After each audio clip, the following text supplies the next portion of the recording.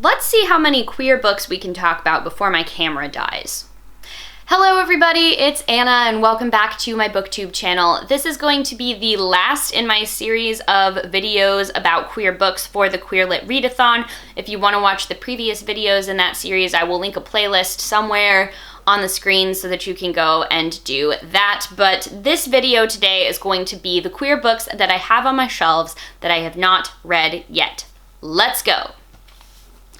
I have Queer Disability Anthology, which is exactly what it sounds like. I bought this for the Disability Readathon. It's probably going to carry over to Queer Lit because I didn't get to read this in October. We have Dragon Pearl by Yoonha Lee, which is published underneath the Rick Riordan Presents. All I know about this is that the main character is either gender fluid, gender queer, or non-binary in some way, and it also is an interesting retelling of folklore and mythology. We have The Warrior Moon, which is the next book in the Tiger's Daughter series by Kay Arsenault Rivera, which, if you didn't hear me talk about this before, it is about warrior women falling in love. We have Ziggy, Stardust, and Me, which is a queer historical fiction novel about a boy that's coming of age in the 70s who really loves David Bowie's music. Is it the 70s or is it the 80s? It's the 70s. Not now, but in the book. We have Over the Top, A Raw Journey to Self-Love by Jonathan Van Ness, who is one of the hosts of the Queer Eye show on Netflix.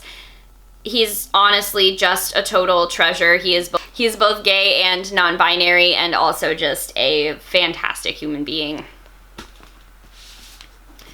We have The Stars and the Blackness Between Them, which is a romance between two black girls. I believe one of them is Trinidadian.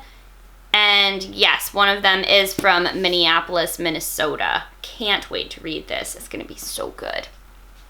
We have To Be Taught If Fortunate, which is the new Wayfarers novella from Becky Chambers. You probably heard me screaming about how much I love the Wayfarers trilogy and how I read all 3 of the books in a single week this year.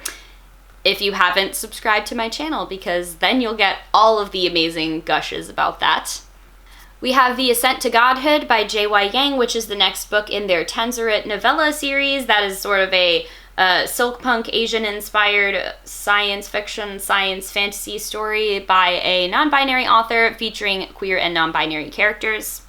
We have Orpheus Girl by Bryn Rebel Henry, which is actually our group read for Queer Lit Readathon, so you can probably guess that this one's going to end up on my TBR, but it is a retelling of the myth of Orpheus and Eurydice, but the two lovers are 2 girls that are at a gay conversion camp.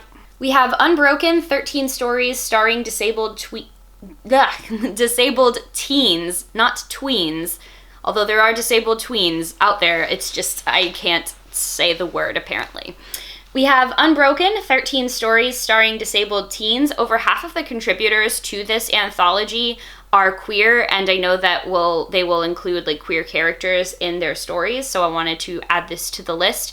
It's also the only one of its kind that exists. There is no other exclusively for YA short story anthology that is written all by disabled authors about specifically disabled characters. We have Brave Face, a memoir, How I Survived Growing Up, Coming Out, and Depression by Sean David Hutchinson. This is an author that I really like. He wrote a memoir, I think, late last year, something like that, and I still haven't read it. And then finally, we have the Alice Isn't Dead novel, which is sort of in the universe of the Welcome to Night Vale podcast series.